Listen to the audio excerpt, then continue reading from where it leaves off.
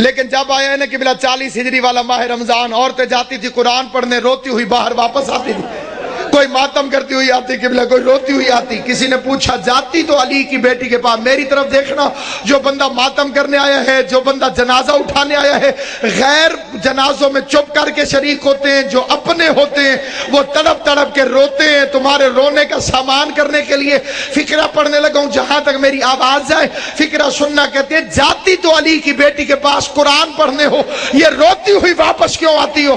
کہنے لگی جب سے یہ آخری رمضان شروع ہوا ہے، علی کی بیٹی کے درس کے رنگ عجیب ہو گئے ہیں۔ پہلے قرآن پڑھاتی ہے، درس دینے کے بعد پردے بند کروا کے علی کی بیٹی سر سے چادر اتار کے اپنے بالوں کو کھول دیتی ہے اور آواز دے کے کہتی ہے کوفے کی عورتوں مجھے اس رنگ میں بھی پہچان لو، کہیں ایسا نہ ہو کل زینب تمہاری مہمان بنے، تم کو بی بی ہم نے تو تجھے برقعے میں دیکھا تھا، ہم نے تو تجھے کھلے بالوں سے کبھی دیکھا ہی نہ تھا۔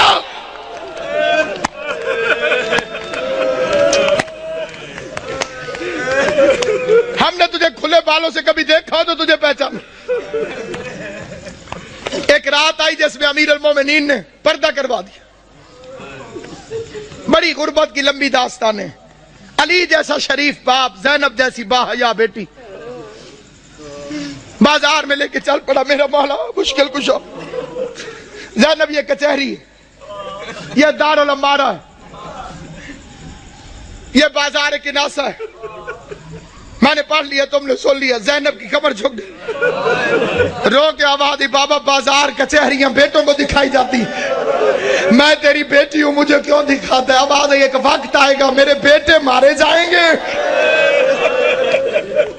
جزاک اللہ، میرے بیٹے مارے جائیں گے، تجھے درباروں میں آنا ہوگا۔ اگلا واقعہ جسے پڑھنا بڑا ضروری سمجھتا ہوں، میں نے مقتل میں اپنی آنکھوں سے پڑھا ہے۔ حسین کو بلایا اور داڑھی چومنی شروع کر دی۔ حسین عرض کرتے بابا میری داڑھی کیوں چومتے؟ فرمایا ایک دفعہ تیرے نانے نے میری داڑھی چومی تھی اور میں صدقے حسین دی اماں توڑے تے راضی ہوئے جو ہائے کر کے روتے ہو۔ میں نے روایت پڑھی تھی محرم میں بھی، پھر پڑھتا ہوں۔ امام صادق فرماتے خدایا ان آوازوں پہ رحم فرما جو حسین کے غم میں بلند ہوتی، کبھی اونچی آواز میں حسین کو رو لیا کر تو سمجھ لیا کر تجھے تیرے امام کی دعا مل گئی۔ حسین کی اماں تمہیں کوئی غم نہ دے سوائے غم حسین کے فقرہ پڑھنے لگا۔ عزاداران امام مظلوم کہا ایک دفعہ تیرے نانے نے میری داڑھی چومی تھی، میں نے پوچھا تھا مولا میری داڑھی کیوں چوم دو؟ تو رسول نے فرمایا تھا علی ایک رمضان آئے گا جس میں تیری داڑھی خون سے خضاب ہوگی، اس لیے چوم دو میری داڑھی تو ایک میرے خون سے خضاب ہوگی، اور تیری داڑھی کبھی اکبر کے خون سے، کبھی علی اصغر کے خون، ماتم کرنا، کبھی غازی کے خون سے، کبھی قاسم کے خون سے، کبھی عباس کے خون سے۔ اجرکم اللہ جعلکم اللہ من الباقین، مولا میرا اور تمہارا شمار رونے اور رلانے والوں میں کرے۔ آخری روایت پڑھتا ہوں لیکن جہاں جہاں تک میری آواز جائے توجہ چاہتا ہوں۔ یہ دوسری رات ہے، علی کے زخمی ہونے کی پہلی رات ہے، لیکن یہ جو کل رات گزر گئی ہے، سارے جانتے ہو کہ یہ روزہ ام کلثوم کے پاس، اپنی شہزادی کے پاس میرے مولا نے افطار فرمایا۔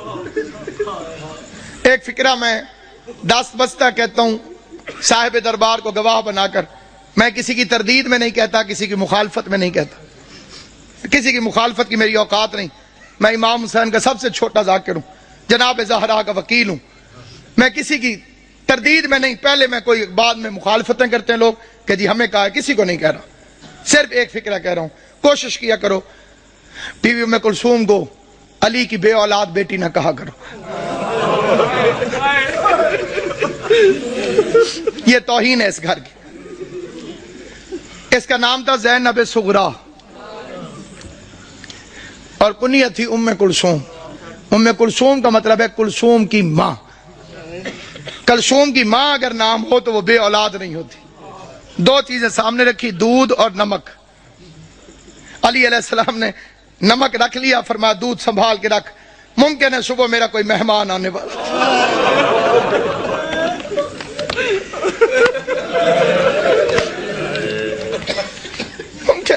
میرا کوئی مہمان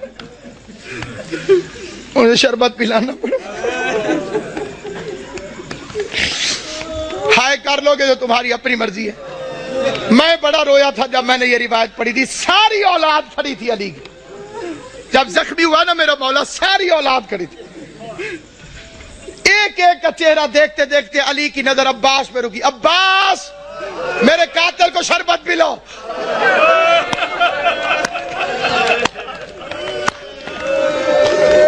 غازی کے امتحانوں کا آغاز ہو گیا. عباس کے امتحانوں کا آغاز ہو گیا.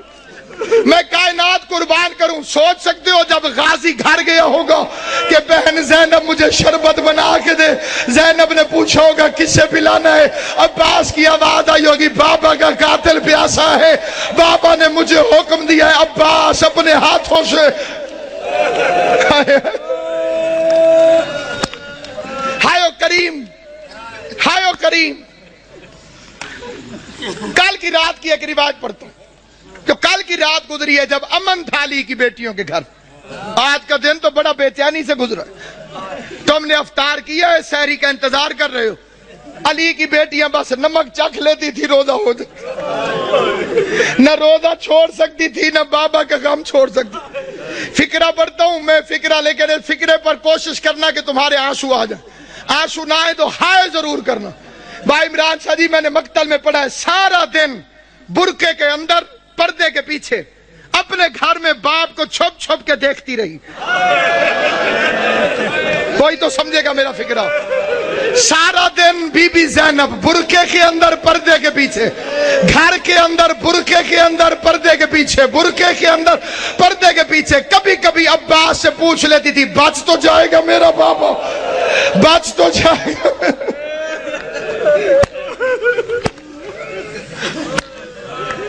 آج کے دن کا واقعہ علماء پڑھتے ہیں. علی کی آنکھیں بند ہیں, کافی دیر چھپ کے دیکھتی رہی. عباس سے پوچھتی ہے آ جاؤں میں.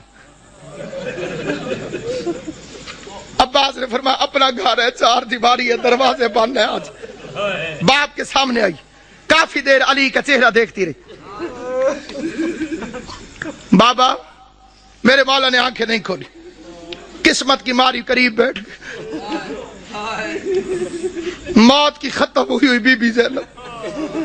قسمت نہیں علی کی بیٹی, کبھی ماں کو پٹیاں باندھتی رہی.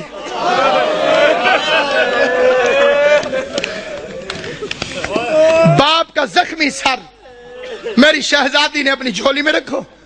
چہرے کو دیکھ کے ایک فکرہ کا ہے, دیکھ کے کہتی ہے بابا ساری زندگی تیری خواہش تھی میں تیرے سامنے آ کے باتیں کروں. بابا میں شرم کے مارے سامنے آ نہیں سکی. بابا پردیس میں مجھے جدائی نظر آ رہی ہے, آنکھیں کھول, میری خواہش ہے مجھ سے کچھ باتیں کر.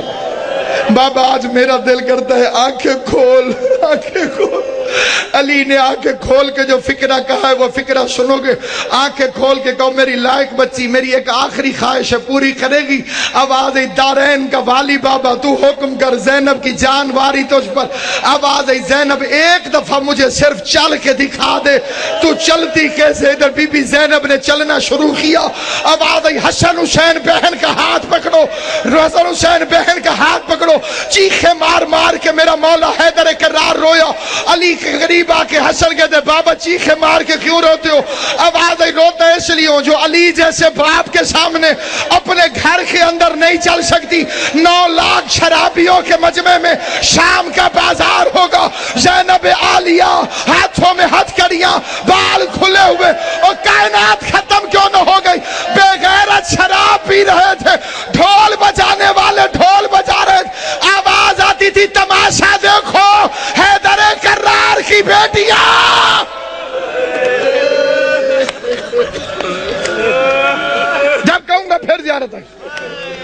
حیدر کرار کی بیٹیاں, شاہ ابرار کی بیٹیاں.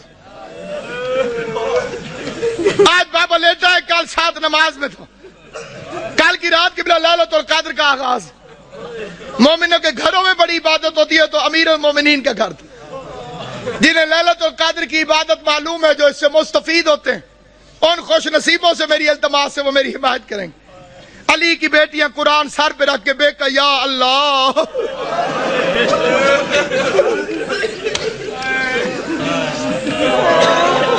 ہائے علی ہائے علی. میں کہا یا اللہ، میں کہا یا اللہ، کہ یا اللہ. یہ کس رات کی بات کر رہا ہوں؟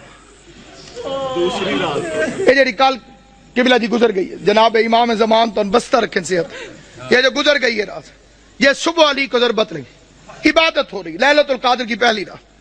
اچانک علی کے دروازے پہ گھوڑوں کی ٹاپوں اور اسلحے کی جھنکار کی آواز آئی.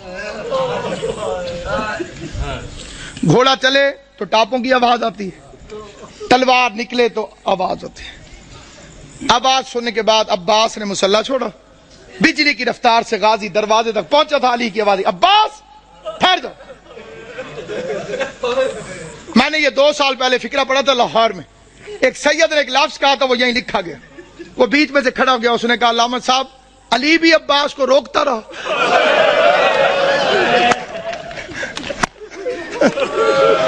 آج رقم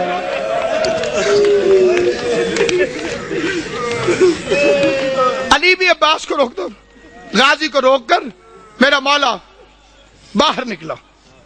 کیسے میرے مولا نے دروازہ کھولا، کیا دیکھتے ہیں؟ 4 گھوڑے سوار کھڑے، انہوں نے نقابیں کی ہوئی ہیں، ان کے ہاتھوں میں ننگی تلواریں، اور وہ گھوڑے پر بیٹھے ہوئے. ایک ہاتھ سے گھوڑے کی رکابیں پکڑی ہوئی، دوسرے ہاتھ میں تلواریں علم بنائی ہوئی، اور چہرے پہ نقاب. علی نے فرمایا کون؟ انہوں نے پھرتی سے زین چھوڑی، تلواریں نیاموں میں ڈالی، علی کے قدموں پہ ہاتھ رکھا.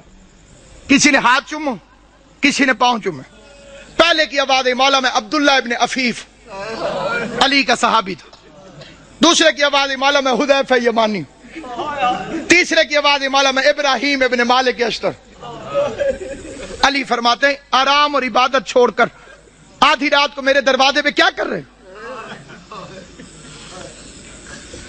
آرام اور عبادت چھوڑ کر آدھی رات کو میرے دروازے پر کیا کر رہے ہو؟ یہ اگلا فقرہ یاد رکھنا، علی کی شہادت میں تمہیں ہمیشہ یاد رہے.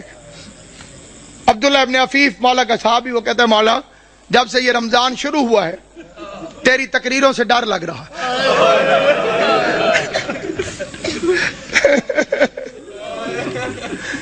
مولا ہم نے پوچھا خضاب کیوں چھوڑ دیا؟ آپ نے فرمایا اب یہ داڑھی خون سے خضاب ہو. مولا آپ نے ممبر سے پوچھا آج رمضان کی کیا تاریخ ہے؟ ہم نے کہا مولا 18 ہو گئی. آپ نے فرمایا زیادہ دن گزر گئے، تھوڑے رہ گئے. مولا امام حسن کو وصیت کیوں لکھوائی؟ مولا ہم نے تہیہ کیا ہے کہ امام زمانہ کی جان کو خطرہ ہو، ہم پہ آرام حرام ہے. مولا تو گھر میں رہے، ہم پہرا دیں. مولا تو مسجد میں رہے، ہم پہرا دیں. کس کی مجال ہمارے جیسے نوکروں کے ہوتے ہوئے کوئی ہمارے مولا تک پہنچے. علی نے چاروں کو پیار کر کے کہا اللہ تمہیں جزائے خیر دے، تم اپنے امام سے غافل نہیں ہو، تم نے اپنے امام سے پیار کیا، لیکن میرا حکم یہ ہے کہ گھروں میں چلے جاؤ اور مجھے خدا پہ چھوڑو. جب حکم کا لفظ آیا تو حذیفہ کہتے ہیں ہمارا بدن کانپنے لگا. ہم سمجھ گئے کہ اب رکنا حرام ہے کیونکہ علی نے حکم دیا ہے. حذیفہ کہتے ہیں ہم نہ چاہتے ہوئے روتے روتے پیچھے ہٹنے لگے، علی کے چہرے کو دیکھتے رہے. وہ کہتے ہیں میں علی کو دیکھتا تھا، روتا تھا. علی کا ہاتھ کہتے ہیں قیامت تک مجھے نہیں بھولے گا جب علی نے خدا حافظ کہنے کے لیے، الوداع کہنے کے لیے اپنا ہاتھ اٹھایا، ہمیں خدا حافظ کہا. حذیفہ کہتا ہے میں اپنے گھر میں آیا، میں نے اپنی تلوار کو زمین پہ پھینکا، میں زمین پر بیٹھ کر پچھاڑے کھا کے رونے لگا. میرے رونے کی آواز سن کر میری بیوی قریب آئی، قریب آ کے کہتی ہے حذیفہ ہوش کر، تو علی کا سپاہی ہے. کیا علی کے سپاہی بھی روتے ہوئے اچھے لگتے ہیں؟ کہتے بیوی روؤں نہ تو کیا کروں، زمانہ دشمن ہے، علی نے وصیت لکھوا دی ہے. میں پہرا دینے گیا تھا، علی نے خدمت قبول نہیں کی، علی نے نوکری قبول نہیں کی، علی نے حکم دیا گھروں کو چلے جاؤ. حذیفہ کہتا ہے روتے روتے میری آنکھ لگ گئی. میں تھوڑی دیر سویا تھا کہ میری بیوی نے میرے کندھے پہ ہاتھ رکھا، جھنجھوڑ کے کہتی حذیفہ جاگ، سن یہ شور کیسا. حذیفہ کہتا اب جو میں نے سنا تو آواز آ رہی تھی قد قتل امیر المومنین، لوگوں امیر مارا گیا، زینب و کلثوم یتیم، ماتم علی.